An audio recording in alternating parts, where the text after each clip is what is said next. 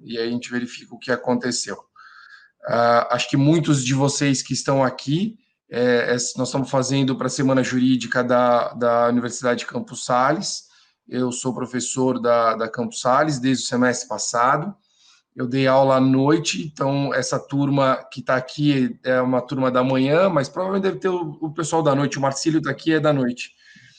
E eu vou lecionar para vocês processo penal esse semestre, às quartas-feiras. Quem está aqui comigo é o professor Tiago. O professor Tiago é de Piracicaba, paulista, só que se debandou e está em Goiânia. O professor Tiago, ele é coordenador da pós-graduação, coordenador do exame de ordem, professor de direito penal, processo penal e prática penal.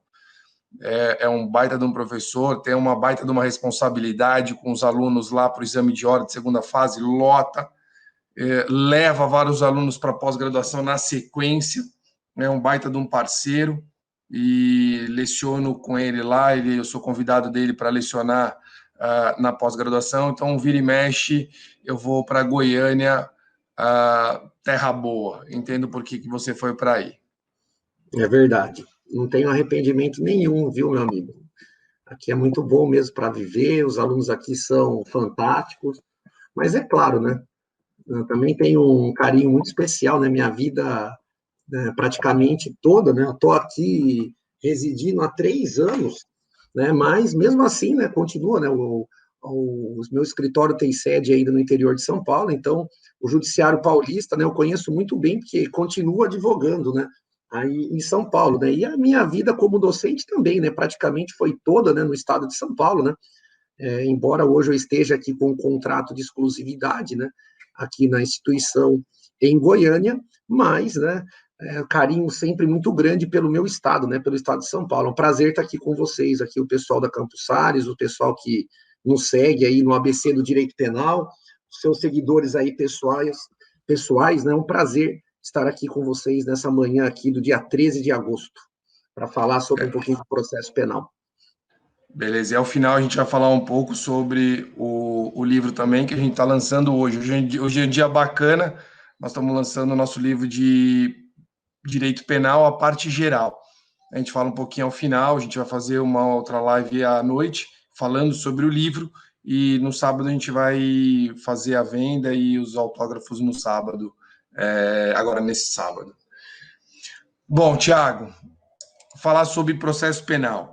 E aí a gente tem uma grande discussão aqui, nós temos alunos que estão começando agora, então acho que eu tenho aqui, quem puder no comentário, pode ir escrevendo, comentando alguma coisa, mas aqui eu tenho os alunos que estão começando graduação, de repente nem tiveram processo penal, e outros que já estão mais para frente e já tiveram alguma coisa de processo.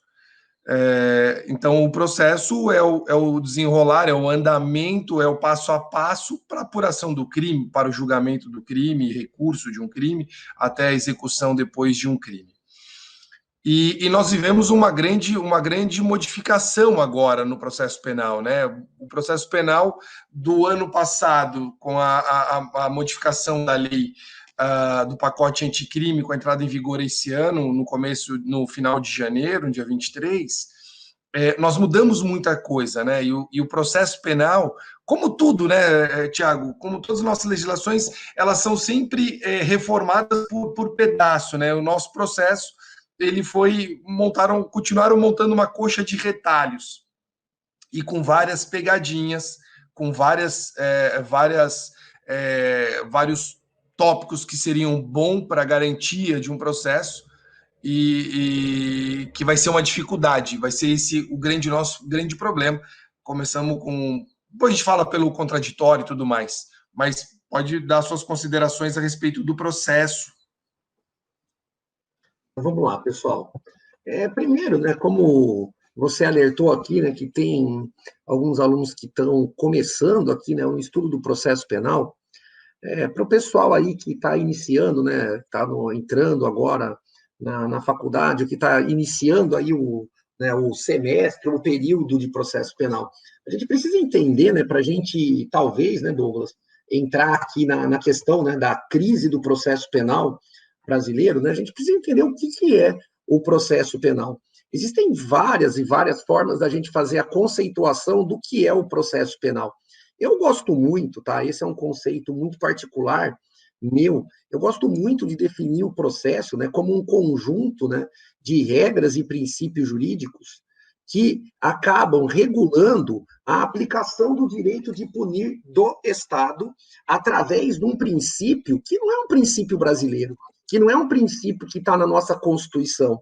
É um princípio que está lá na primeira carta, né, conhecida, né, na história dos direitos humanos do mundo, né? Está lá na Magna Carta do Rei João Sem Terra de 1215, o famoso princípio do quê? Do devido processo legal. Então, eu tenho, né, eu me filio naquela corrente, né, da nossa professora, né, da saudosa professora Ada Peregrini Gridover, né, do ainda, né, professor Antônio Scaranci Fernandes, né, que o devido processo legal, na verdade, né, ele acaba se confundindo com a própria conceituação do processo em si. Porque o que seria o princípio do devido processo legal, que está lá expressamente reconhecido no artigo 5º e 54 da Constituição Federal? Ué, ele seria, né, um princípio gênero de quais todos os outros princípios processuais, ou seja, princípios e garantias processuais, seriam o quê? Espécies. Então, o processo seria um conjunto de regras e princípios jurídicos que fariam o quê? A regulamentação e, de certa forma, a limitação do direito de punir do Estado através desse conjunto do quê? De outras regras, de outros princípios. Então, aonde eu quero chegar com isso para que vocês possam entender? Ué, o direito de punir é único e exclusivo do Estado.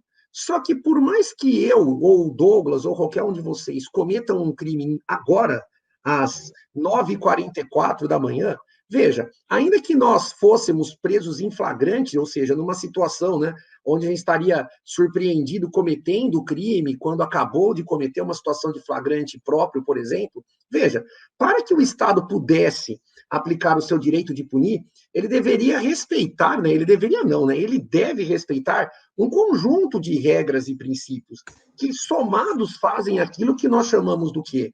De processo penal. E aí você deve imaginar, né? Porque eu já respondi isso, né? Eu estou na docência, né? Só para vocês terem uma ideia, né? Eu leciono, eu não falo o tempo, né? Que eu estou no magistério, né? Mas eu falo em números de exame de ordem, né, Douglas? Porque é aonde, né? Eu ganhei reconhecimento, né? Como professor. Então, eu sempre falo para os alunos, eu estou a 51 exames de ordem lecionando. Aí você divide por 3 e vê a quantidade de provas, né? De OAB, são 3 por ano, com exceção desse ano, que eu estou aí, né, na luta, né, dentro da questão processual. E eu já respondi essa pergunta inúmeras vezes na minha vida. O pessoal fala, mas você acha que uma pessoa presa em flagrante, ela tem o direito de contraditório? Ela tem o direito de ampla defesa? Ela tem o direito de ser presumidamente inocente até ter, né, eventual sentença penal condenatória transitada em julgado? Gente, e agora nós estamos numa época, né, que diferente de quando eu comecei, diferente de vocês, né, na época que eu comecei, né, lá na graduação como aluno, né, nós estamos numa época que vocês, né, sabem melhor do que eu, com essa época de tudo, né, a gente vive praticamente, né, num Big Brother. Por quê? Porque, primeiro, todo mundo tem um celular que grava, ou se a pessoa não grava, mas existe uma câmera de vigilância que depois as pessoas acabam tendo acesso. E hoje você, muito mais do que eu, na minha época como estudante, o que a gente vem acompanhando no noticiário? Praticamente todos os dias a gente vê situações, né, onde uma pessoa supostamente é apontada pela imprensa, né, pela mídia e às vezes pela própria polícia, às vezes, claro, nunca fazendo uma generalização falando que todos são assim, porque é claro, né, que 90% das pessoas que estão ali respondendo a uma persecução criminal provavelmente deram a causa a ela, de fato, praticaram um crime. A gente vê situações de pessoas que são apontadas de forma indubitável como sendo, né, o responsável pelo crime, e posteriormente o que a gente descobre? A gente descobre que houve o quê? Um equívoco. A pessoa foi confundida, ou foi uma situação de um flagrante forjado, ou seja, é numa situação dessa que a gente entende a importância de ter essas regras, esses princípios em prol de quem, turma? Do cidadão, em favor da pessoa humana. Então, eu sempre falo, né, para o aluno, que você só vai entender de fato a importância de você ter direitos e garantias fundamentais, sabe quando? quando você estiver no olho do furacão, ou seja, quando você estiver sendo acusado, quando você estiver sendo investigado, aí você vai suplicar, né, os seus direitos e suas garantias fundamentais. Então, isso, claro, né, turma, o nosso Código de Processo Penal, ele é de 1940, pessoal. Ele é da década de 40, e nós estamos em 2020. Então, se você observar, quando o nosso Código de Processo Penal ele foi, né, elaborado, ele foi elaborado sob a égide de outra Constituição Federal. A Constituição Federal, né, que está vigente até hoje, que vocês estão aí, né, vivendo, né, sobre a sua vigência, ela foi promulgada em 5 de outubro de 88. E aí, é claro, isso aqui é um pouquinho de direito constitucional, mas quando a gente analisa, né, o controle concentrado de constitucionalidade, ou seja, as ações, né, diretas de inconstitucionalidade, por exemplo, a famosa ADI, vocês observam que aquelas normas elaboradas antes da Constituição de 88, quando se conflita com a nova ordem constitucional, a gente fala, né, a gente não se fala no termo inconstitucionalidade quando ela é anterior à Constituição, a gente fala de um fenômeno que nós chamamos de recepção ou não recepção. Então, a gente observa, né, que nós temos dentro do nosso Código de Processo Penal diversos e diversos artigos, diversos e diversos dispositivos que, se você for analisar em face da ordem constitucional vigente desde 5 de outubro de 88, muitas normas estão ainda o quê? Em desacordo. Ou seja, muitas normas já deveriam ter sido declaradas pelo Judiciário, em especial, né, pelo guardião da Constituição Federal, pelo Supremo Tribunal Federal, que não haveria ocorrido o quê? A recepção. Só que, às vezes, né, nós pegamos algumas situações, né, que as normas estão aí, né, produzindo efeitos até hoje.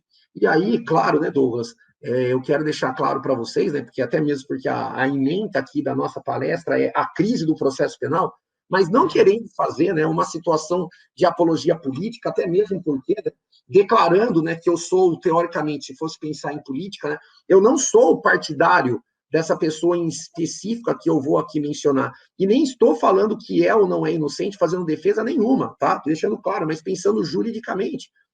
Você lembra que nós tivemos, né, uma situação dentro de um processo famoso, né, dentro de uma investigação, aonde nós tivemos uma condução coercitiva de um investigado para prestar depoimento. Foi muito famosa essa situação, né? Foi no aeroporto de Congonhas, se eu estiver enganado, né, Douglas, aí em São Paulo, onde essa pessoa foi conduzida de forma coercitiva. Por quê? Porque o nosso Código de Processo Penal, de novo, da década de 40, ele até hoje, se você abrir o seu Código de Processo Penal e for lá na parte do interrogatório, na questão lá das provas, você vai ver lá a possibilidade de fazer a condução coercitiva de uma pessoa para prestar o quê? Depoimento. No caso ali de uma pessoa que está sendo o quê? Investigada. Só que, olha só, se você abre a Constituição Federal de 88, lá no seu artigo 5º, 63, você tem a situação do quê? Você tem a situação constitucional de uma garantia do réu que ele tem o direito de permanecer o quê? Calado no momento do seu depoimento, certo? E lembrando que o silêncio não pode ser utilizado contra o réu, ou seja, é uma consagração de um princípio que está lá na Convenção Interamericana de Direitos Humanos, o famoso Pacto de São José da Costa Rica, que foi incorporado, né, no nosso ordenamento jurídico em 92 pelo Decreto 678, aonde está lá no artigo 8º, item 2, letra G, o famoso princípio do nemo tenetur sive tegere, ou seja, ninguém é obrigado a produzir prova contra si mesmo. Então, analisando a Constituição Federal com o nosso Código de Processo Penal, nós percebemos que desde 88, jamais poderíamos permitir a condução coercitiva do investigado. Por quê? Porque se uma pessoa está sendo investigada, ela é intimada e decide não comparecer, é porque ela está usando o seu direito constitucional de permanecer o quê? Calada. Então, o Supremo Tribunal Federal, né, no máximo aí 2 anos, o que o Supremo fez? O Supremo finalmente olhou o CPP à luz da Constituição nesse artigo e falou, de fato, esse artigo não foi recepcionado pela nossa Constituição.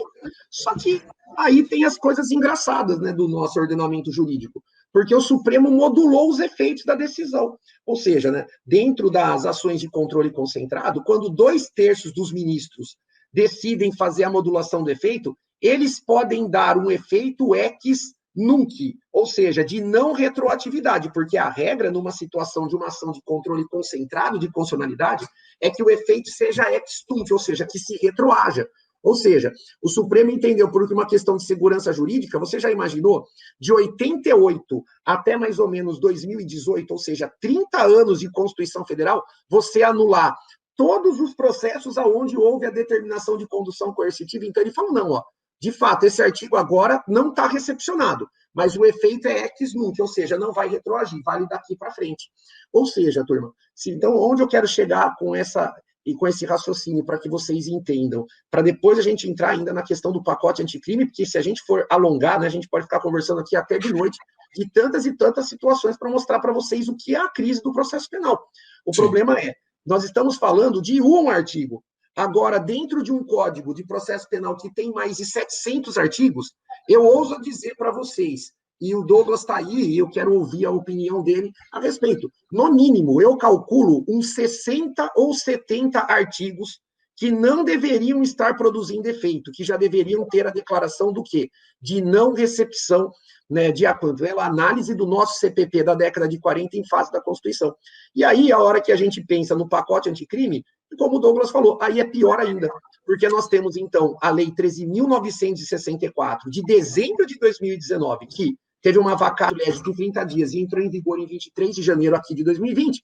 Ou seja, uma lei que está, então, aprovada, uma lei que veio, né, e trouxe N e N artigos, ou seja, não é um, não é dois, são vários que a gente vai aqui comentar durante a aula, que são nitidamente, claramente, inconstitucionais. Por quê? Porque sendo lei federal posterior a 5 de outubro de 88, aí a gente já fala a questão de ser ou não ser o quê? Constitucional. Aí a gente já faz a análise usando a palavra que você está mais habituado para entender a questão de inconstitucionalidade. E aí você me pergunta, professor, mas como é que isso entrou em vigor? Por que não houve um veto? Por que o Supremo não suspendeu? E aí é que eu pergunto, porque a hora que eu for comentar aqui com vocês, as ADIs 62, né, 98, 6299, 6230 e 6235, que são as ADIs que tiveram a cautelar para suspender alguns artigos do pacote anticrime. Gente, esses artigos que foram suspensos, eles não têm nada de inconstitucional, muito pelo contrário. Os artigos que entraram em vigor são muito mais inconstitucionais com que qualquer situação que a gente possa olhar, os artigos que estão vedados, que a gente vai mostrar aqui, por isso que a gente dominou aqui a nossa palestra de crise do processo penal, porque nós estamos, de fato, vivendo uma triste crise, tá bom? O que você acha disso, meu amigo Douglas? Como você bem disse, né, Tiago, o problema todo, o sistema todo processual é aquele sistema que ele coloca o réu no centro e toca fogo para cima dele. Quanto menos direitos tiver, melhor vai ser feita a justiça. E eu falo muito sala de aula, a gente tem que, durante a graduação, a gente vai tentando desconstruir o senso comum e que as pessoas entram na graduação. E isso é natural, isso é normal. Eu gosto muito quando a gente começa a debater alguns temas, que são temas que é a verdade dita, que o bandido bom é o bandido morto. E com o tempo nós vamos descobrindo, vamos amadurecendo, e lógico, aqui são os profissionais do direito e os que se abrem a entender a ciência criminal, entender como ela funciona, a gente começa a analisar e verificar o que você falou sobre a incompatibilidade com as leis, comparando com a Constituição Federal. Você fala, pô, mas não bate. Você tem direitos, só que a mentalidade ainda é a mentalidade ainda da época da ditadura, em que você não tem que ter direito, e que o julgamento bom é o julgamento com condenação. E essa operação que nós tivemos agora, e também sou como você, não sou, eu brinco que não sou vermelho e não sou verde e amarelo, mas quando você começa a olhar essas situações do desrespeito ao processo para tentar buscar um culpado, dá em nada. Nós tivemos grandes operações da Justiça Federal, como a Operação Satyagraha, Castelo de Areia, que desobedeceram o rito processual, rasgaram o processo, rasgaram a Constituição para querer buscar um culpado, e ao final descobriu que o processo era nulo, porque desrespeitaram o procedimento. E em alguns casos, nós estamos acompanhando, né, essa Lava Jato, nós estamos acompanhando que fizeram questões, fizeram procedimentos errados. E aí, em determinado ponto, a gente pode bater sobre imparcialidade de juiz e tudo mais. Mas acho que todos que estão aqui, estão assistindo, eu acho que essa ideia da desconstrução. Eu não sei também qual é a situação de vocês na graduação, qual é o semestre, quem já tem processo ou quem não teve ainda. Quem teve já fica mais fácil de entender o que nós estamos falando, né? Dessa questão da desconstrução, de aplicar o processo penal constitucional, né? De acordo com a Constituição. E os que não tiveram, lógico, estão se abrindo, estão ouvindo e, de repente, estão quebrando o seu senso comum. O que vocês achavam que era o certo. Você fala, bom, se eu tenho que buscar, eu busco coercitivamente. Mas é o que como você bem falou, pô, mas se eu tenho direito a permanecer em silêncio, por que eu tenho que ser obrigado a ser arrastado para ser ouvido? Ou ser arrastado para ficar mudo? É a espetacularização, né, do processo penal. O que o Lierso aqui apontou, os fins justificam os meios? Não pode justificar, né? Mas Exatamente. vamos pontuar para o que você falou. Senão a gente vai varar aqui dias falando sobre o processo. Quiser pontuar já e centrar fogo em algum tema. Não, vamos lá. Mas assim, até para a pergunta, né, do Lierson, né, os fins justificam os meios? Jamais, turma, jamais os fins podem justificar os meios. A gente não pode ter esse senso comum. Vocês que estão aqui, que são estudantes, alguns que são já profissionais do direito, vocês precisam entender, né, que doa a quem doer, goste ou não goste do réu, a gente precisa respeitar, né, a produção, né, de uma persecução penal. E quando eu falo persecução penal, estou falando lá do início da própria investigação. A gente tem que respeitar a questão. Por quê, turma? Porque muitas e muitas vezes, né, a gente observa, né, que você acabar, né, metendo aí os pés pelas mãos, você acaba prejudicando, né, um período muito grande de investigação. E se vocês observarem, né, uma coisa que eu quero deixar muito claro isso para vocês, até mesmo porque a maioria dos alunos que estão, tem alguns alunos meus aqui, viu, Douglas, que eu percebi aqui infiltrado no meio dos seus, tá? Mas o pessoal aqui, a maioria aqui são seus alunos que não me conhecem, né? Não é porque nós somos advogados criminalistas que nós somos defensores da criminalidade ou do crime. Muito pelo contrário. Eu sempre falo isso para os alunos. Eu como um cidadão, e vocês também como cidadãos, nós estamos, toda vez que a gente sai na rua, ou até mesmo dentro de casa, nós estamos sujeitos a sermos vítimas da prática de um crime. E é claro, o sentimento é quando a gente sofre o mal, porque é um crime, é um ato ilícito por si só, né? Se você pegar a teoria, né, Belling-Meyer, né, quando a gente fala lá no direito penal que a tipicidade ou o indiciário da ilicitude, é por quê? Porque se é crime, é porque o legislador impôs que aquilo contraria a ordem. O crime é, naturalmente, um ato ilícito. Ou seja, doutores, onde eu quero chegar com isso? É claro que quando a gente é exposto, quando a gente é vítima de um crime, a gente quer que o Estado haja, a gente quer ver aquela pessoa punida.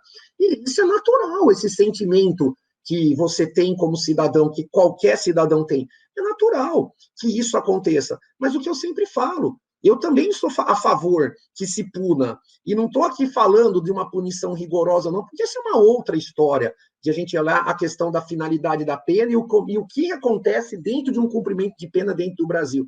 Mas o fato é que nós somos favoráveis que a pessoa ela seja, de fato, né, punida, mas dentro do quê? Dentro do rigor legal, ou seja, dentro de um respeito de normas e garantias fundamentais.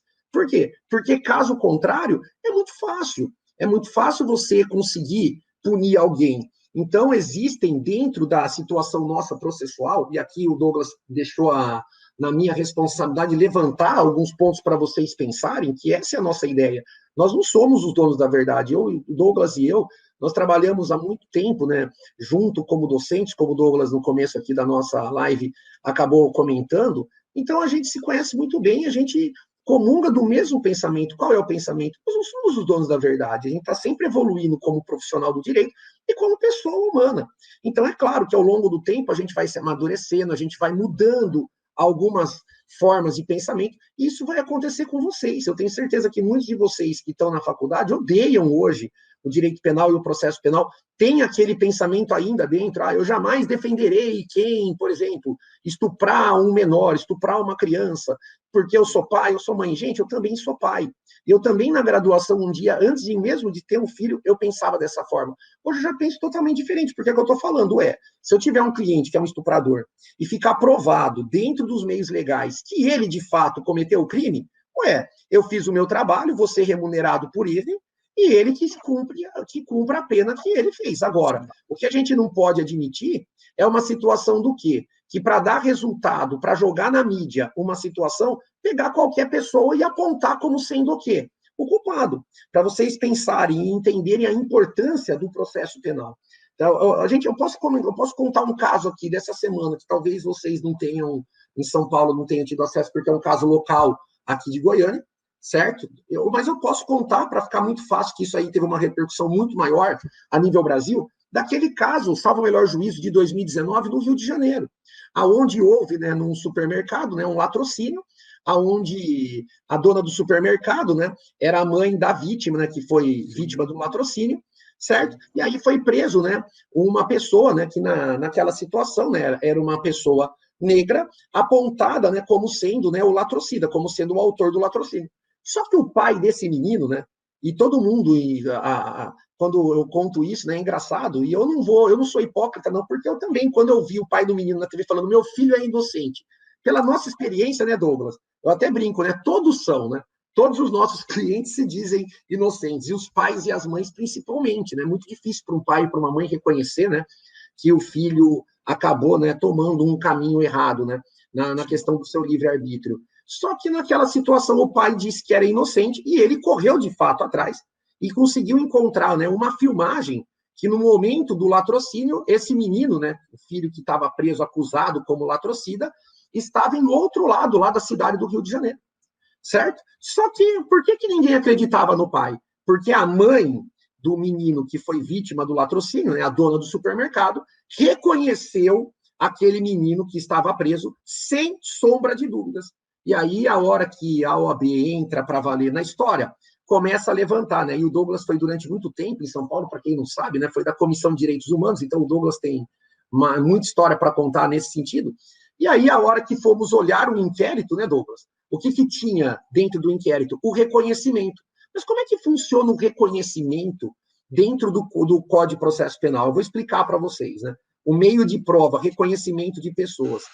A primeira etapa, para quem não sabe, a pessoa que vai reconhecer a outra pessoa, ou até um objeto, uma coisa, a gente fala reconhecimento de pessoas ou coisas, primeiro passo, ela tem que descrever o objeto ou a pessoa que ela irá reconhecer.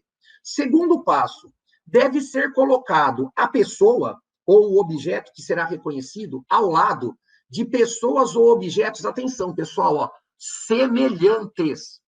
E aí sim, o terceiro passo, ela aponta quem ela está reconhecendo, se o reconhecimento for positivo, e aí a gente toma isso tudo a termo, ou seja, coloca tudo no papel. E aí, a hora que ela fez o reconhecimento, sabe, as pessoas que foram colocadas ao lado desse menino negro eram todas pessoas, brancas, todos policiais civis do estado do Rio de Janeiro e da cor branca, ou seja, ela tinha certeza que quem matou o filho dela, um roubo seguido de morte no latrocínio, era um negro. E aí a polícia fez o favor de colocar um único negro do lado de outras pessoas brancas. Gente, vamos falar a verdade. Você acha que isso é um país que leva o processo penal a sério? Com todo respeito. Você acha que isso é uma situação que você pode falar e dizer para mim que não é importante o processo penal? Então, é uma coisa, é muito complicado, turma. Por quê? Porque o pessoal está falando, eu vi um aluno perguntar aqui em cima, professor, mas o que seria, para a gente conseguir mudar o processo penal? É o que eu falo, O problema não é se criar um novo CPP. O atual Código de Processo Penal, quero deixar claro, ele não é ruim. O problema é o quê? São as leis que vão sendo feitas a toque de caixa, como o Douglas comentou do pacote anticrime, que em vez de resolver problemas, acabam agravando, criando os problemas. E segundo ponto, é a falta de seriedade dos aplicadores do direito. Dos aplicadores do direito, aonde eu quero deixar claro, não é uma crítica generalizada à polícia, nem ao Ministério Público, nem ao judiciário em si. É a própria advocacia. Porque quantas e quantas vezes nós nos deparamos com advogados que estão lá fazendo uma defesa criminal, Só que eles não têm o mínimo preparo. Por quê? Porque, gente, ninguém é bom em tudo. É a mesma coisa que você colocar eu dentro da vara do trabalho. Eu não é que eu não tenho condição, mas hoje eu não tenho mais aptidão. Faz muito tempo que eu deixei de estudar.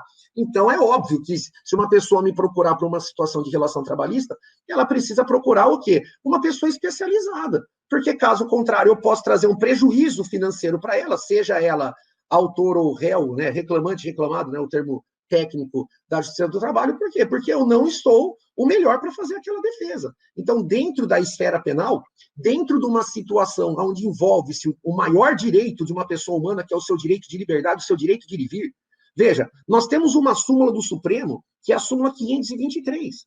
A súmula 523 do STF, ela fala, no processo penal, a falta de defesa técnica. O que é a defesa técnica? Advogado ou defensor público, tá? A falta de defesa técnica gera a nulidade absoluta do processo. Beleza, legal. Então, se não tiver advogado, nulidade absoluta. Agora, se a defesa técnica for ineficiente, a nulidade é relativa. Ou seja, se o advogado que está ali fazendo a defesa, ele acaba, né, não sendo apto a fazer uma boa defesa, o processo deveria ser anulado. Só que aí é que eu falo para o Douglas, né, e coloco para vocês, turma, por que eu falo que às vezes o problema são os aplicadores do direito? Porque os juízes, de uma forma em geral, acabam passando por cima de uma defesa técnica ineficiente, porque eu já argumentei isso, né? E hoje à noite mesmo, né, o Miguel, que vai palestrar com a gente, né, em outra situação, é juiz, é nosso amigo, participa do nosso projeto, tá vendo? Então a gente fala a mesma língua e ele está lá do lado do judiciário. Mas se você mesmo perguntar para ele, ele fala, Tiago, se eu for anular todos os processos penais que a defesa técnica é ineficiente, eu estou ferrado. A vara não vai o quê? Andar. Porque, infelizmente, é uma triste constatação de, às vezes, 70% dos processos criminais serem aí, né, o réu ter um advogado a seu favor, que muitas vezes é o quê, turma? Inepto para fazer uma defesa criminal. E aí a gente acaba permitindo, né, algumas situações, né, de condenações que são, né, injustas, claro, né, o conceito de justiça é muito subjetivo, mas é uma situação do quê? Que quando você pega o processo, se a gente vai olhar tecnicamente, a gente fala, meu Deus, né, se o advogado tivesse aqui observado algum tipo de, né, um pouco mais de técnica, esse processo teria sido anulado no momento oportuno, porque o problema, né, é que o STJ, e olha lá, de novo, ó, os aplicadores do direito, o problema do STJ é, praticamente tudo que nós temos dentro do nosso Código de Processo Penal, o STJ fala que a nulidade é relativa, para aqueles que estão começando a estudar. A nulidade absoluta, ela jamais convalesce. Ela pode ser reconhecida, inclusive, de ofício em qualquer grau de jurisdição. A nulidade relativa, primeiro, você tem que alegar no primeiro momento processual, ou seja, no momento oportuno, sob pena de você perder o direito, sob pena de preclusão. E segundo, além de alegar, você tem que demonstrar que a nulidade aconteceu e que houve efetivo prejuízo para o réu. E aí, doutores, aí eu vou trazer aqui um artigo para vocês conhecerem ele, que não é novo, tá? Esse artigo tem aí 12 anos de vigência. Está desde 2008 o artigo 212 do Código de Processo Penal, que é a colheita da prova oral em audiência. Então, vamos lá.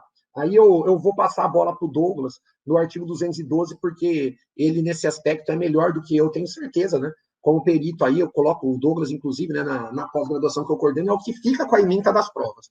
Então, eu falo para vocês o seguinte, ó, o nosso sistema, ele é acusatório, tá? O que é um sistema acusatório? O sistema acusatório está lá no artigo 129 da Constituição Federal, quando a Constituição Federal confere a privatividade da ação pública ao Ministério Público. Ou seja, a Constituição deixou claro, portanto, que dentro do nosso ordenamento jurídico, eu vou ter uma separação de funções no processo penal.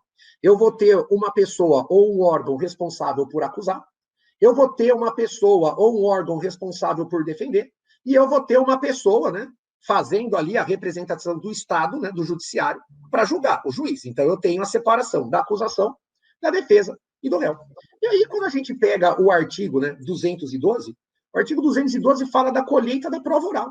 E a colheita da prova oral do 212 é exatamente uma questão de respeito ao princípio, turma, o quê? Do sistema acusatório. Ou seja, de quem que é o ônus de provar? Ué, segundo o próprio CP, o ônus é de quem alega. Então, o 212, como é que ele faz a distribuição da colheita da prova, Douglas? Conta para os nossos alunos. esse vira e mexe, nós temos esse grande problema em alguns vídeos que saem, alguns vídeos que vazam de audiências online agora. Quando você ouve, por exemplo, o juiz fazendo a inquirição e a defesa não querendo perguntar, e falando que é o meu direito ao silêncio, falou, não, você vai ter que falar. E se não falar, não tem como eu passar a palavra. E rasgando o código. Essa separação, que acho que é bem importante, do sistema acusatório, que agora ficou claro, né? Ficou agora estampado no Código de Processo Penal. As partes estão separadas, o juiz não vai para frente para buscar a prova. Não sei se você lembra, lógico, Tiago, não sei se os alunos aqui lembram, final do ano passado, no meio do ano passado, quando discutiam sobre o juiz das garantias, e falavam, o juiz, quanto mais sabe, melhor vai ser o julgamento do juiz. Quantas vezes nós ouvimos a imprensa fazendo esse tipo de defesa? Quanto o juiz mais sabe, melhor ele vai julgar. Mas que juiz é esse que vai atrás? Se o juiz vai atrás de uma prova, ele vai atrás porque ele tem alguma convicção. E aí esse 212 esse grande problema quando eles falam assim, juiz, você é inerte, as partes vão produzir. O Ministério Público vai buscar a prova da acusação que tenha, se for no caso, ou de repente depois ele busque, reconheça que não existiu, mas ele vai buscar a prova da prática do crime, a defesa vai falar que não existiu o crime. Mas as partes devem apresentar essas provas para o juiz e o juiz decide. Agora, o problema todo é quando o juiz passa a ser protagonista no processo. O juiz passa a colher provas, a buscar as provas. Eu brinco em sala de aula, a gente só vai atrás e a gente justifica isso, né, numa decisão depois. Você pode ter um filho maior ou menor e de repente você fala assim, bom, o menor bateu no maior, só que o maior reagiu. E você vai arranjar um motivo para brigar com seu filho mais velho, sendo que quem deu início foi o filho menor. Quer dizer, você arruma uma justificativa. Com o juiz que é ser humano, o idem, ele vai ter que buscar, ele vai ter que justificar aquela decisão, mas se ele foi atrás porque ele tem alguma convicção. Ninguém vai atrás de algo que não saiba, vou procurar o quê? Não sei. Aí você não é juiz. A questão da imparcialidade que vocês já tiveram ou vão ter ainda, a imparcialidade de juiz é o ponto central de um processo. O juiz tem que ser imparcial. E muito nós estamos discutindo, e vocês estão acompanhando, isso é histórico que vocês estão acompanhando, que vocês estão vivendo, nós estamos vivendo, mas vocês acadêmicos, a questão da discussão da Lava Jato, sobre o papel do juiz, o papel, no caso do juiz da Lava Jato. Qual foi o papel dele nesse processo? Ele foi o protagonista? Ele foi buscar provas? É o juiz que, depois da Intercept, quando nós ouvimos algumas conversas, em que o juiz conversa com o Ministério Público para trocar o procurador, o promotor, né, na Justiça Federal. Não vai ser esse, coloca um outro, porque esse é fraco. Como é que um juiz ele vai dar uma dica de processo, dica da acusação, de quem coloca do lado da acusação? Quando você para, você fala, bom, mas ele mandou um zap para mim para falar, doutor, toma cuidado aí que eu vou condenar seu cliente, melhora a sua defesa. E aí é só a gente pegar alguns processos, só vou dar alguns exemplos para reflexão e depois a gente volta, Tiago. Você pega alguns casos de processos, por exemplo, tem aquele documentário Olhos que Condenam, que tem na Netflix, assistam. É o papel da acusação de uma decisão arbitrária que fugiu, suprimiram os direitos e garantias, e anos depois descobriram a realidade. Mas não precisa ir longe, a gente encontra vários casos aqui. Esse que o Tiago contou do jovem carioca, ele deu a sorte, ele nasceu de novo, que o pai conseguiu na comunidade um vídeo na comunidade que mostrava que ele não estava naquele local da acusação. Ele deu a sorte, ele nasceu de novo, porque ele tinha tudo para ser condenado. E isso acontece? todos os dias. Todos os dias. E essa reflexão que a gente tem em cima do processo penal e essa mudança de cultura, quando falamos de um processo, do seu sistema acusatório, em que o juiz não faz nada, vira e mexe, vão vazar vídeos. Alguns de vocês eu já até discutimos em sala de aula, quando o juíza fala, não, você tem que falar. Pô, mas como tem que falar? Eu sou réu, não quero falar.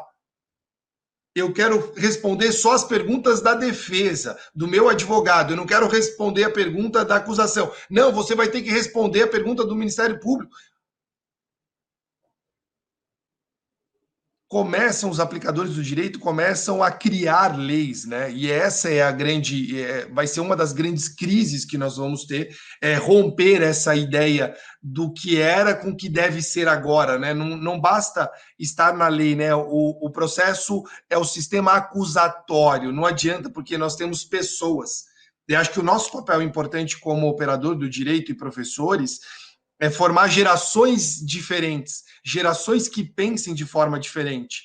É os nossos alunos saírem da graduação, entrarem para o exame de ordem e ter essa ideia de um processo acusatório, claro. Daqui vão sair promotores, delegados, juízes, mas quando tiverem nos seus cargos, nas suas funções, saberem qual é a aplicação, quais são as regras do jogo. Mas nós dependemos de formar uma geração diferente, porque não é tão simples assim mudar essa ideia, virar a chave, falar, bom, agora você não vai buscar mais. Você não manda buscar mais coercitivamente. E falar, agora você fica inerte. Fala, mas como eu fico inerte? Eu sou o Estado, eu sou o juiz, eu vou mandar buscar. Não, você não vai fazer isso. Você tem que ser provocado e você tem que reagir a essa provocação. Não você sair fazendo. Exatamente. Eu queria aqui, Douglas, né? Eu vi aqui que tem algumas perguntas, né? Que o pessoal está fazendo. Eu acho que eu queria responder aqui, né? Por favor. Duas perguntas, tá? Duas perguntas aqui, né? Primeiro da Ana Clara, diferença entre não recepção e a inconstitucionalidade, né? Que eu comentei, né? Ana Clara, isso é uma questão de direito constitucional. A questão é que nós temos, né, dentro do controle concentrado, a gente tem a ADI, a ADC, que estão lá na Lei 9868 de 99, e a gente tem a ADPF, que está lá na Lei 9882 também de 99, tá? Então, é o seguinte, né, dentro do controle concentrado, né, a gente não pode fazer a verificação da constitucionalidade ou inconstitucionalidade de normas que são anteriores à nossa Constituição. Por quê? Porque é uma teoria que o STF decidiu adotar. Tá? Então, as normas anteriores à Constituição, a gente não analisa como constitucionais ou não, porque elas foram feitas antes da Constituição. Então, a gente fala que quando ela é incompatível, materialmente incompatível, ela não é recepcionada. Então, ou seja, é como se ela não pudesse produzir efeito. Agora, quando as normas são posteriores à Constituição, aí a gente já analisa se ela está de acordo ou não, porque ela foi elaborada depois da Constituição. E quando ela contraria a Constituição, seja numa questão de forma ou de matéria, aí a gente já fala da questão da inconstitucionalidade. Mas o efeito acaba sendo o mesmo. Uma norma declarada não recepcionada ou declarada inconstitucional, o efeito regra é ex tunc e vinculante, e além de tudo, erga omnes, para todos, ou seja, não é só para aquele processo, num controle concentrado, regra geral, vai se produzir aí para todo, né, para todo ordenamento jurídico. Aí tem a questão aqui, né, que é uma questão processual, que quem levantou foi o meu amigo aqui, ó, Lierson, né, ele falou assim, é complicado, existe uma linha tênue entre o processo e a sensação de imunidade. Quero que fique claro, não sou favorável a não se ter o devido processo legal e o direito à ampla defesa, mas há que se encontrar um ponto de equilíbrio para se evitar a sensação de que não vale a pena. Então, veja só, né, a questão do Lierson aqui, eu entendo, né, e eu entendo exatamente, né, o que ele colocou, né, e eu concordo, é exatamente o que eu estou querendo dizer para vocês, né. A gente precisa ter o processo penal, precisa se existir, né, o rigor, né, a punição, exatamente para ter uma questão, né, que o direito, né, ele não é um fim, né, ele é um meio para a gente atingir aquilo, né, que o Estado deseja para todos nós jurisdicionados, que é a paz social, que é o bem comum. Então é óbvio, né, turma, que a gente precisa entender que é necessário aquele que erra pagar pelo mal que fez. Isso é um princípio da pena, né? A pena, né, teoricamente, né, ela tem aquelas finalidades, né, de prevenção e de retribuição. Esse é o caráter retributivo da pena, né? O Beccaria já dizia isso, né, na sua obra clássica. Então, quando a gente pensa nessa situação, eu concordo plenamente. Agora, eu não concordo nessa questão, a gente precisa encontrar um ponto de equilíbrio. Eu acho que o Estado, ele tem que se aparelhar, ele tem recursos, sim. Essa história, o Estado está quebrado, não tem recurso. Gente, vamos lá, né? Isso é história, né, política para enganar uma grande parte da população, né? O Estado tem, sim, recursos. O problema é a forma, né, que esse recurso é gerido. Então, o Estado teria que se aparelhar, sim, tem condição, teria que se aparelhar, sim, teria que melhorar os órgãos, né, que atuam na questão da persecução criminal para tentar o quê? Dentro do respeito dos princípios e garantias fundamentais, a gente tentar chegar o mais próximo, né, turma, daquilo que de fato aconteceu, para a gente evitar os erros judiciários. Ou seja, se a pessoa é culpada, ela é punida, e se a pessoa é inocente, ela tem que ser o quê? Absolvida. E na dúvida, né, o 386 do Código de Processo Penal tem vários incisos que fazem o acolhimento do famoso indulto pro réu. Ou seja, na dúvida entre condenar e absolver, significa que o juiz deve o quê, turma? Absolver, até mesmo porque isso aqui é um princípio geral do direito, aquela famosa, né, Brocardo, né? É melhor eu ter, né, 2 culpados em liberdade do que eu ter um único inocente pagando por aquilo que ele não fez. Certo? Essa é uma questão, né, histórica. Isso daí, o Rui Barbosa, né, o grande Rui Barbosa, aqui em nível Brasil, ele sempre deixou, né, esse tipo de situação. Então, essa questão de impunidade, turma, essa questão de impunidade, a gente sempre precisa, né, olhar, né, com os outros olhos essa questão do ponto de equilíbrio. Por quê? Porque essa questão do ponto de equilíbrio, de novo, turma, a gente tem que pensar um pouco, será que a gente pode, né, simplesmente, às vezes, fazer vistas grossas para algumas coisas, para justificar a punição? Eu tenho lá minhas dúvidas, turma. Por quê? Porque quando a gente pega, por exemplo, né, o grande vilão do ordenamento jurídico, né, o pessoal fala, né, é a questão, por exemplo, da prescrição, turma. É a questão da prescrição. Colocam na mente dos estudantes, colocam na mídia que a prescrição gera impunidade, porque a prescrição, né, é aquele lapso de tempo que, se acontecer durante um processo, durante uma persecução, o Estado vai perder o direito de punir, ou, às vezes, perder, pelo menos, o direito de executar a eventual pena que tenha sido aplicada. E, gente, aí as pessoas começam a fazer defesas, como, por exemplo, aumentar o rol de crimes que seriam imprescritíveis. Como se isso fosse uma forma de eu, então, evitar que pessoas que cometeram crimes conseguissem ficar o quê, turma? Impunes. Só que isso é um desvirtuamento da prescrição. O Rui Barbosa, né, ele falava, a justiça tardia é a mesma coisa que a justiça o quê, turma? Manifesta. Porque, na verdade, a ideia da prescrição não é ser uma tese de defesa. A ideia da prescrição é forçar os órgãos estatais trabalharem dentro de um tempo razoável. Olha lá a questão do Lierson. Exatamente para quê? Porque quanto mais rápido eu tiver uma resposta, quanto mais célere eu tiver um processo, claro, respeitando as garantias fundamentais, eu vou deixar essa sensação de impunidade o quê? Menor. Então, a ideia da prescrição, o pessoal deturpa, porque nós temos a ideia da prescrição como tese de defesa, mas, na verdade, a ideia da prescrição, a prescrição foi criada como uma forma de fazer o quê? O Estado se movimentar. E nós entendemos, então, o quê? Esse, pelo menos, é o meu posicionamento. Tornar um crime imprescritível, isso não é você tirar a situação de falar, ai, meu Deus, agora acabou a impunidade. Não. É você aumentar aquilo que na criminologia, turma, nós chamamos do quê? De cifra negra. É você aumentar na criminologia aquilo que nós chamamos de cifra dourada. Ou seja, aquelas situações que o Estado acaba não se movimentando para fazer com que o réu seja o quê, turma? Punido. Porque meios para isso, gente, o Estado tem. Então, a gente precisa só pensar. Então, quando a gente olha essa questão da crise em si, do processo penal que a gente está levantando para vocês, existem N situações que, por exemplo, né, a colega perguntou se a questão do intercept poderia ser usada como prova. Olha só, turma, claro que não pode ser usado como prova. Por quê? Porque é uma prova ilícita. Por que é uma prova ilícita, professor? Gente, porque dá uma olhada só. Ali foi uma questão de interceptação irregular de conversas. E a gente tem uma lei, que é a Lei 9296 de 96, que fala a forma pela qual pode ocorrer a interceptação, né, de conteúdo telefônico, telemático, ou seja, ali teria que ter uma autorização judicial. Ou seja, o artigo 157 do Código de Processo Penal, reproduzindo o artigo 556 da Constituição, ele fala: as provas ilícitas são o quê? Inadmissíveis e devem ser desentranhadas do processo.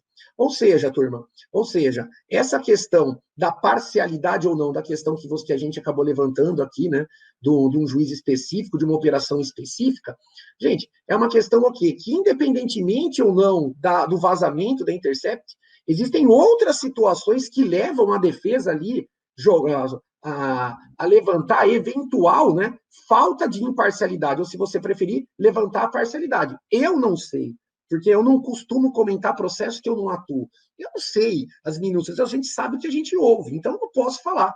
Mas que se de fato, né, aquilo que se levantou naquela situação do Intercept fosse verdadeiro, é muito grave? É claro que é grave. É como o Douglas está dizendo aqui. É como o Douglas está dizendo aqui, e é aquilo que, quando eu passei a bola para o Douglas, eu estou tentando mostrar para vocês. Turma, a ideia qual é? A ideia qual é? Ué, se a prova é da acusação, a acusação tem que fazer a produção probatória. Se a defesa que quer produzir a prova, a defesa que vai ter que correr atrás da produção probatória. E o juiz vai ali o quê? Julgar. Ah, professor, mas lá no Código de Processo Penal está dizendo que o juiz, ele pode sim, de ofício, produzir provas. Bacana, mas é aquilo que eu volto no começo da nossa conversa. De que ano é esse artigo? Esse artigo que o juiz produz prova de ofício é anterior à Constituição de 88.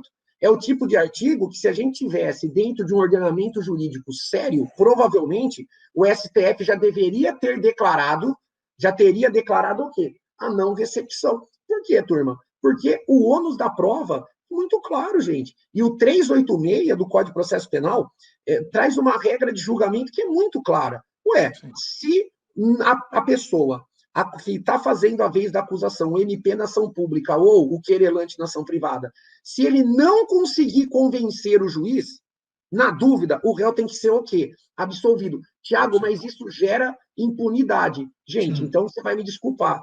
O promotor, para quem não sabe, o salário de um promotor, se vocês quiserem, eu conto aqui. Ele é muito bem remunerado.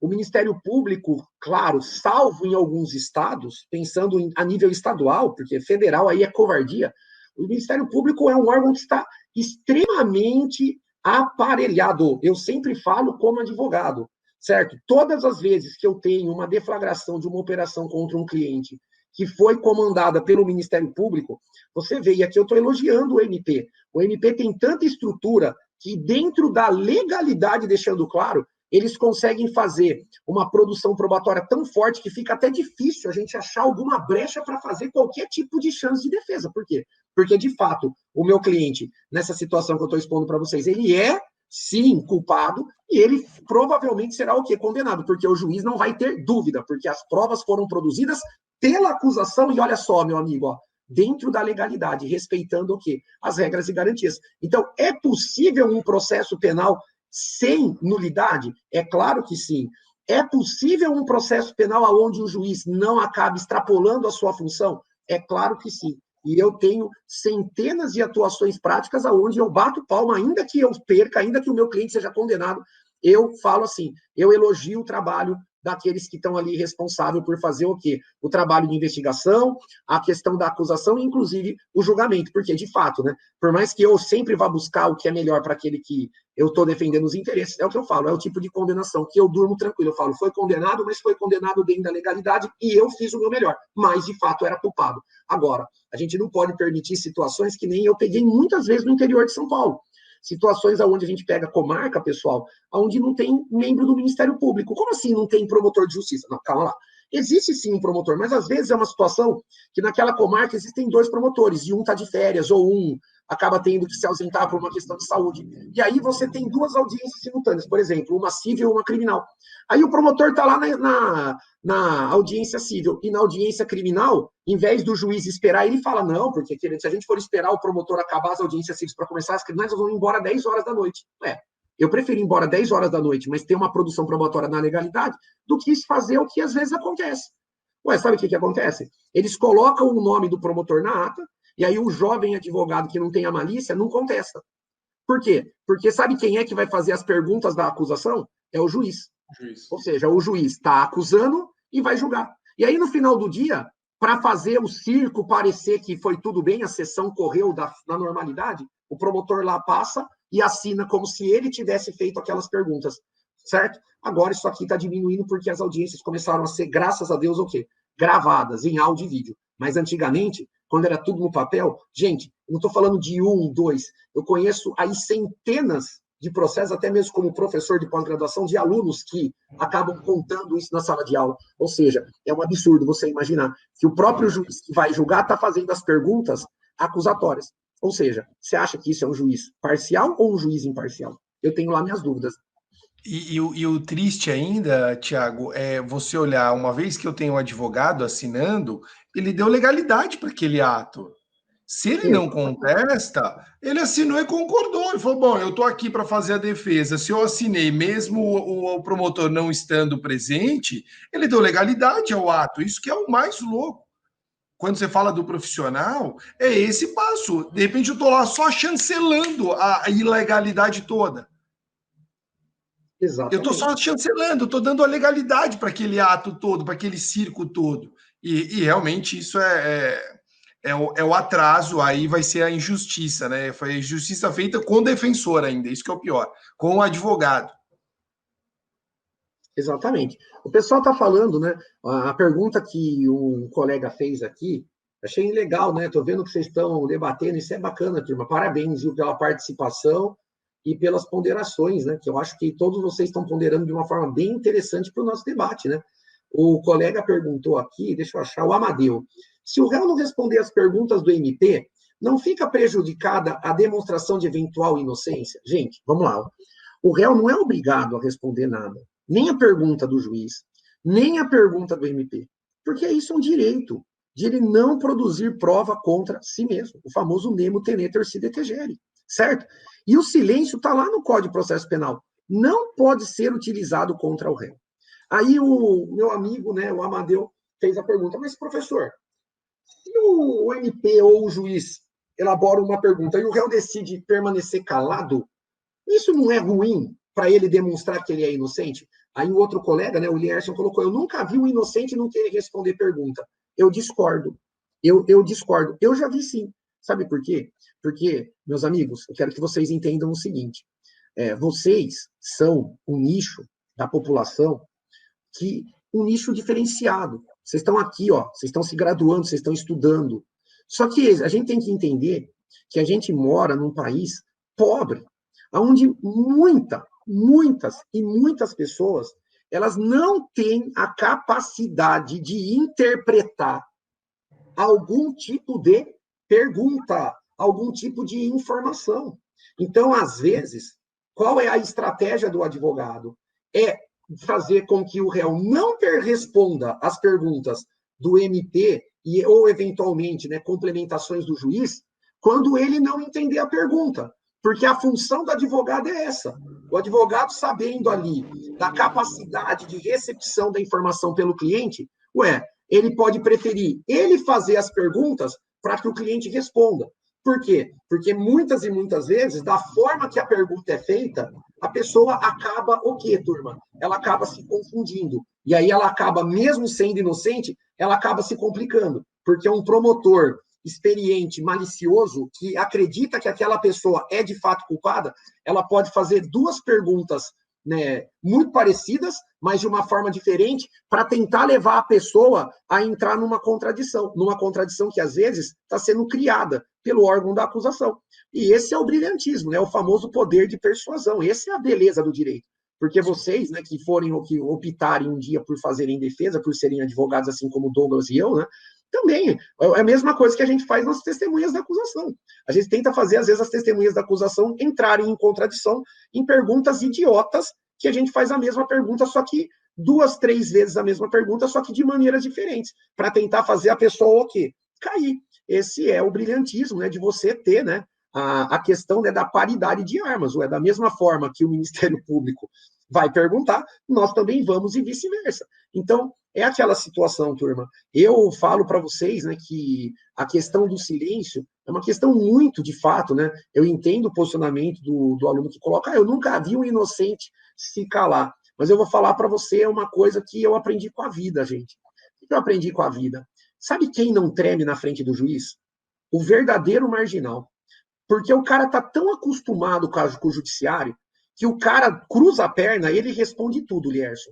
Sabe por quê? Porque para ele aquilo que está acontecendo não é constrangedor. Ele, aqui no estado de Goiás, eles falam mala, né? Em São Paulo eu falava malaco, aqui eles falam mala. O cara cruza a perna lá, gente, sem brincadeira. Ele responde 500 perguntas que fizerem e não deixa nada sem responder. Por quê? Porque o cara é uma mente brilhante, só que infelizmente pro mal. Agora, a pessoa que é mais simplesinha, que é humilde, que às vezes aconteceu, né? De, por exemplo, né, uma situação de dirigir embriagado, né, deu um cheque sem fundo sabendo que não tinha fundo, estelionato. Ou seja, esse tipo de pessoa, quando para lá na frente do juiz, ela treme, ela chora. Às vezes ela não consegue falar, ela gagueja. E todo mundo que olha, às vezes fala, nossa, a pessoa está mentindo, a pessoa é culpada. Mas não é. Isso é uma questão de personalidade. É a mesma coisa que vocês, alunos, quando vão apresentar trabalho em grupo. Existem pessoas, né, que vão apresentar trabalho em grupo que têm aquele dom da oratória que vão conseguir, sem ficar nervoso, apresentar na frente de todo mundo da sala do professor de forma, né, brilhante. E existe aquela pessoa que, às vezes, é muito mais preparada, tem muito mais conhecimento, mas na hora da pressão ela não consegue falar. Não é assim, Douglas, que a gente está acostumado com os nossos alunos? Sim, é assim não. Então é muito complicado.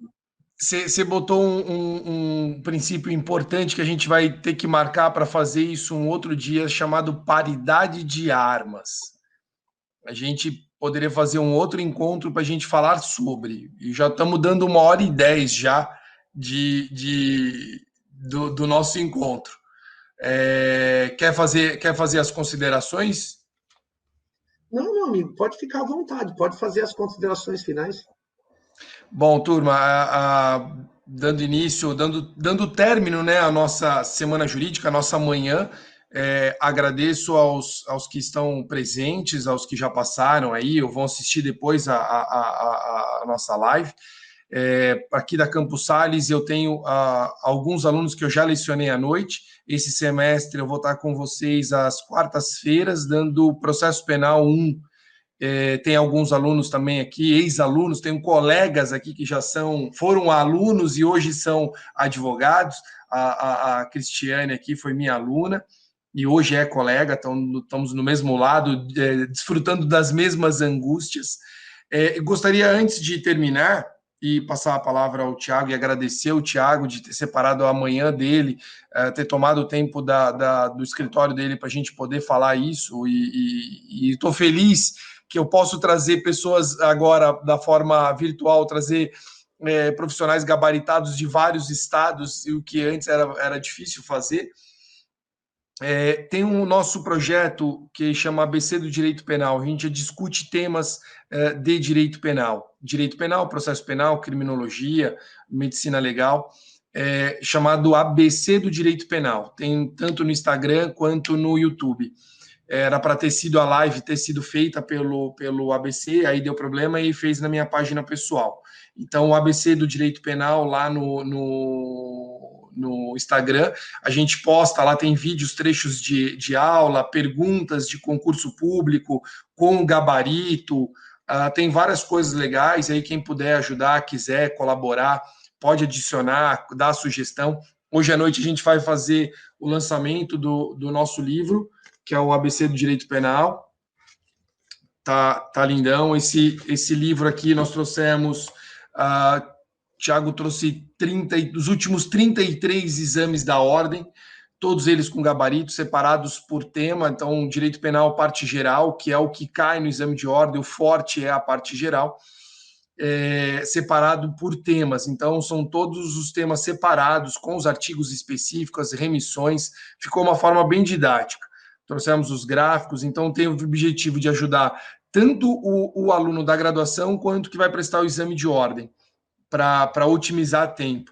Então, hoje, você conseguir estudar grandes doutrinas, isso fica muito difícil. Então, aqui a gente traz o cerne, os pontos principais e o mais importante, as questões do exame. Então, tem os últimos 33 exames de ordem e tenho a alegria e a satisfação de ter o Tiago como um baita parceiro nesse projeto ABC de Direito Penal. Por favor. Eu agradeço, Douglas, o convite, de verdade. Prazer estar aqui com vocês. Foi um tempinho curto da manhã e não me atrapalhou em nada, viu? Pode ficar, né, tranquilo, porque, de verdade, né? Foi muito legal, né? Por mim, nós faríamos muito mais, né? Encontros como esse. Então, o pessoal aí que gostou da questão do nosso conteúdo, a questão aí do debate, né? Sigam aí as nossas redes, como o Douglas disse, né? Nossas redes sociais, nosso Instagram, o nosso canal no YouTube, onde a gente coloca, né, essa questão de debate através de lives, através de comentário de questões, através, né, de artigos, né? Logo o nosso site também vai estar no ar, vai ter bastante artigo aí em termos de penal e processo penal. E para vocês que estão aí, né, se graduando, para vocês que estão aí se preparando para exame de ordem, eu vi aqui a Cristiane, né, a questão de concurso público, para vocês que estão aí já, né, advogando, ou, né, de uma forma prática, né, o pessoal aí que integra as forças policiais, ou que aí, né, integra o Ministério Público, ou o próprio Judiciário, aí, como escrevente, como assessor, como analista, enfim. Para quem quiser um debate sério, honesto, né, e muito direto sobre direito penal e processo penal, sem nenhum tipo de intenção de formar convencimento, muito pelo contrário, né, nós defendemos o debate, defendemos pessoas como vocês, né, que debatem e que pensam. E vocês não são obrigados a jamais a concordar com a minha opinião, com a do Douglas, com a de ninguém. Né? Então, o que a gente tenta mostrar aqui para vocês é que a gente está tentando construir um direito penal e um processo penal, né, ético, um direito penal e um processo penal verdadeiro, né, e passar um pouco aí da nossa vaga experiência, né, como docente, como, né, aplicador do direito, no nosso caso, como advogado, para que vocês possam aí, né, no futuro, né, tomar eventuais, né, decisões e escolhas que vocês julguem corretos para a vida de vocês.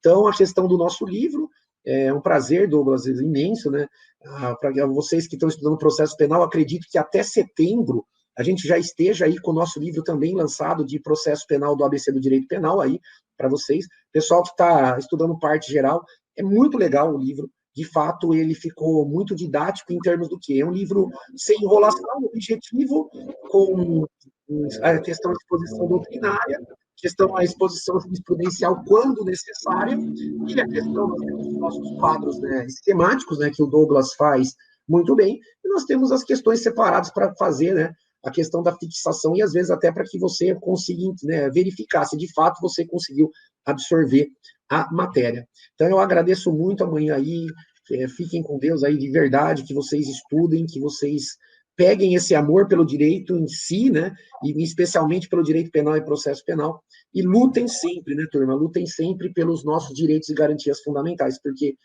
sem eles, eu garanto para vocês, né, a vida já é difícil, sem eles ela seria muito mais, eu garanto para vocês. Sim. Foi um prazer, Douglas, grande abraço. Obrigado, turma, obrigado aqui, todos que estão aqui. Eu não vou falar o nome, que tenho vários alunos aqui, mas todos, alguns não me conhecem, prazer em conhecê-los. Os que vão ser meus alunos, se preparem, que vocês vão ter que me engolir esse semestre, mas sejam bem-vindos, que o professor Tiago falou, se apaixonem pelo direito, é isso que a gente precisa, de profissionais que façam com dedicação, com amor. E acho que não tenho dúvida de que aqui nós vamos ter um grupo forte de alunos aqui, acadêmicos aqui.